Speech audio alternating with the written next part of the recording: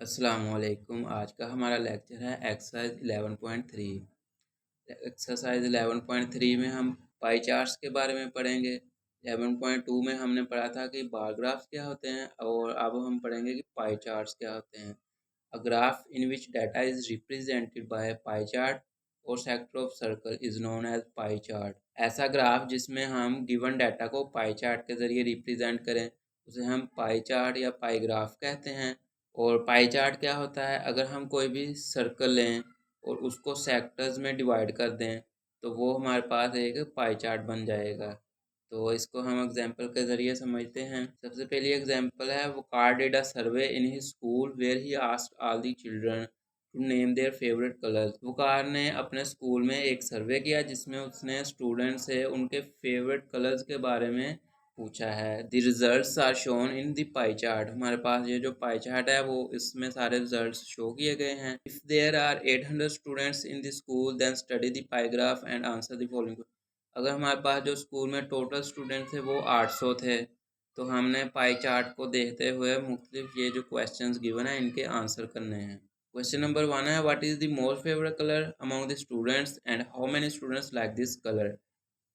तो सबसे पहले जो सर्कल हम देख लेंगे इसमें सबसे बड़ा सेक्टर जो होगा वो हमारे पास वो होगा जो स्टूडेंट सबसे ज़्यादा लाइक किया है। तो पिंक हमारे पास सबसे बड़ा सेक्टर है और इसको हम लिखेंगे the most favourite colour among students is pink. ये ऑरेंज नहीं, यहाँ पे पिंक होगा because it's representing sector is the largest in the pie graph. और नेक्स्ट में हमने फाइंड करना है कि कितने स्टूडेंट्स हैं जिन्होंने पिंक कलर लाइक किया है। तो उसके लिए सबसे हम पहले लिखेंगे कि कितना ये कितने स्टूडेंट्स को रिप्रेजेंट कर रहा है। पिंक कलर सेक्टर रिप्रेजेंट 38%, ये हमने लिखा हुआ है यहाँ पे। तो नंबर ऑफ स्टूडेंट्स फाइंड करने के लिए हम इसको 38% ऑफ 1800 निकालेंगे, यानी कि 800 का 38%। उसके लिए हम 38 को फ्रैक्शन में 38% का फ्रैक्शन में चेंज करेंगे और 800 से मल्टीप्लाई कर देंगे तो हमारे पास नंबर ऑफ स्टूडेंट्स आ गए 304। नेक्स्ट क्वेश्चन 2 है, what is the least favourite colour among students, also tell how many number of students like this colour. तो सबसे कम जो कलर पसंद कर रहे हैं वो सबसे छोटा सेक्टर होगा और ये हमारे पास जो 18% है ये सबसे छोटा सर्कल है ओ सॉरी सेक्टर है। और जो इसका आंसर हो गया, the least favourite colour among students is black because the representing sector is the smallest in the pie graph. अब हमने नंबर ऑफ स्टूडेंट्स फाइंड करने हैं। उसके लिए पहले हम देख लेंगे कि कितने स्टूडेंट्स को रिप्रेजेंट कर रहा है 18% का। वो हमने लिख लिया, ब्लैक कलर रिप्रेजेंट्स 18%। अब नंबर ऑफ स्टूडेंट्स फाइंड करने के लिए सबसे पहले हम परसेंटेज को फ्रैक्शन में चेंज करेंगे, फिर 800 से टोटल वैल्यू जो है वो 800 है तो उससे मल्टीप्लाई कर देंगे तो हमारे पास आ गया 144 स्टूडेंट्स, यानी कि 144 स्टूडेंट जो हैं वो ब्लैक कलर को लाइक करते हैं। नेक्स्ट क्वेश्चन 3 है, how many more students like blue colour than black colour. Question 3 में हमने फाइंड करना है कि कितने स्टूडेंट्स हैं जो कि ब्लू कलर को लाइक करते हैं जो ज़्यादा हैं ब्लैक कलर से। तो ब्लू कलर को रिप्रेजेंट कर रहे हैं 19%। नंबर ऑफ स्टूडेंट्स हम फाइंड कर लेंगे, 19% को 800 से मल्टीप्लाई करेंगे और फ्रैक्शन में चेंज करके मल्टीप्लाई किया, हमारे पास आ गया 152 स्टूडेंट्स। और नंबर ऑफ स्टूडेंट जो कि ब्लैक कलर को लाइक कर रहे थे वो हैं 44। 152 में से 144 को सब्ट्रैक्ट कर देंगे तो वो हमारे पास 8 आ जाएगा। तो यानी कि 8 से ज़्यादा स्टूडेंट्स हैं ब्लैक कलर को लाइक करने वालों से जो कि ब्लू कलर को लाइक करते हैं। नेक्स्ट क्वेश्चन 4 है, how many students like red colour. तो रेड कलर यहाँ पे कौन सा है, ये यहाँ पे भी गलती हो गई, यहाँ पे रेड की जगह पे येलो आना था, ये वाला है। तो हमने फाइंड करते हैं how many students like yellow colour.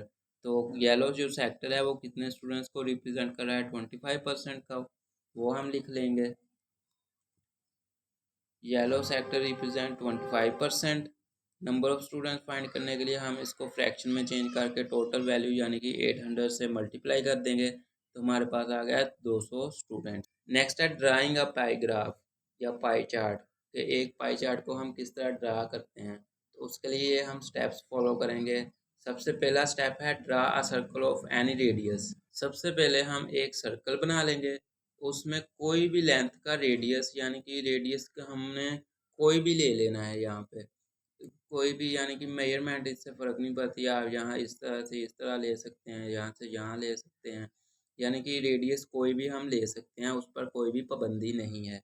Next time में हम एक फार्मूला पढ़ेंगे जो कि अगर हमने जो सेक्टर्स बनाने हैं उसका एंगल भी तो हमें पता होना चाहिए कि वो कितना है, यानी कि कितना बड़ा सेक्टर बनाना है, वो कैसे बनाना है। उसके लिए हम ये फार्मूला यूज़ करेंगे, जो हमारे पास वैल्यू हुआ करेगी उस सेक्टर की, उसको टोटल वैल्यू से डिवाइड कर दिया करेंगे और 360 डिग्री से मल्टीप्लाई कर दिया करेंगे, तो हमारे पास वो एंगल आ जाया करेगा। स्टेप 3 है हमारे पास join the centre to the circle.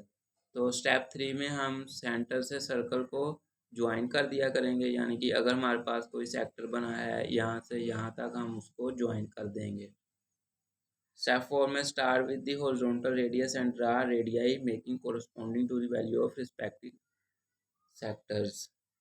हमने इस हॉरिजॉन्टल रेडियस से स्टार्ट किया करना है हमेशा, और इसके कोरस्पॉन्डिंग फिर बारी बारी हम ऐसे सेक्टर्स को कनेक्ट करते जाएंगे।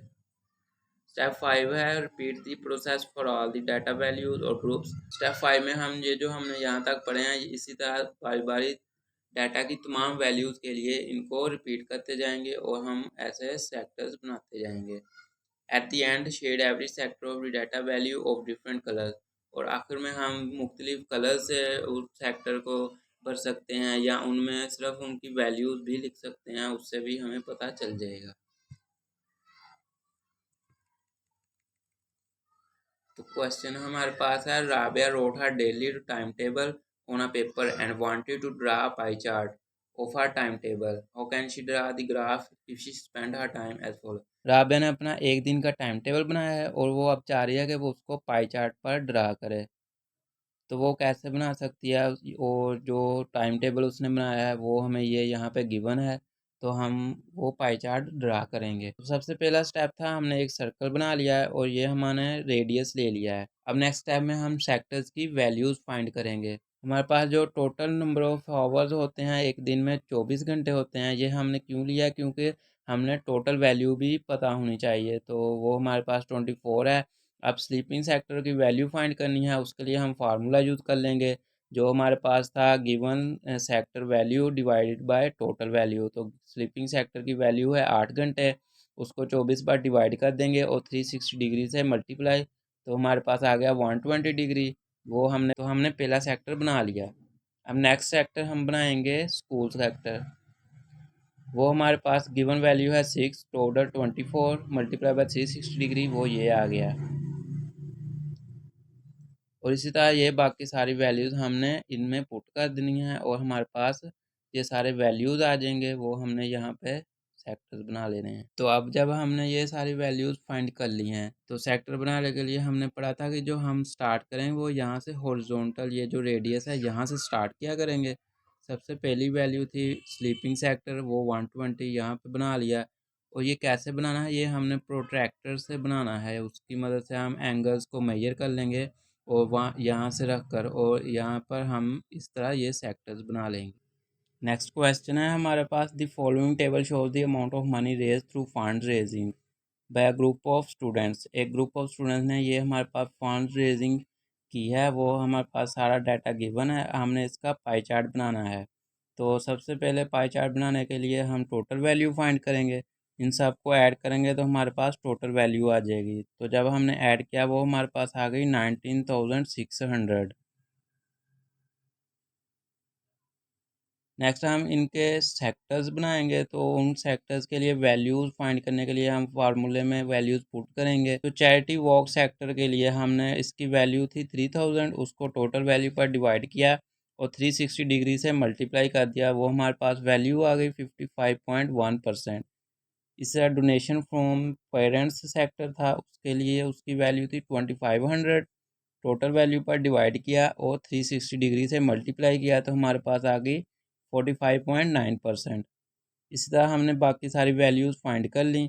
अब हम इनको पाई चार्ट पर ड्रा कर देंगे। उसी तरह सबसे पहले एक सर्कल बनाएंगे, उस पर कोई भी रेडियस ले लेंगे, फिर हॉरिजॉन्टल रेडियस वो जो लाइन है उससे स्टार्ट करके पहले हम चैरिटी वाक वाली वैल्यूज़ लिखेंगे, फिर 45.9 एंगल बनाएंगे, और ये जो एंगल्स हैं ये हमने प्रोट्रैक्टर की मदद से बनाने हैं, खुद नहीं हाथ से बना लेने। और उन सारे सेक्टर्स में ये वैल्यूज़ भी लिखा करनी है ताकि हमें पता हो कि कौन सा सेक्टर कौन सी वैल्यू को रिप्रेजेंट कर रहा है।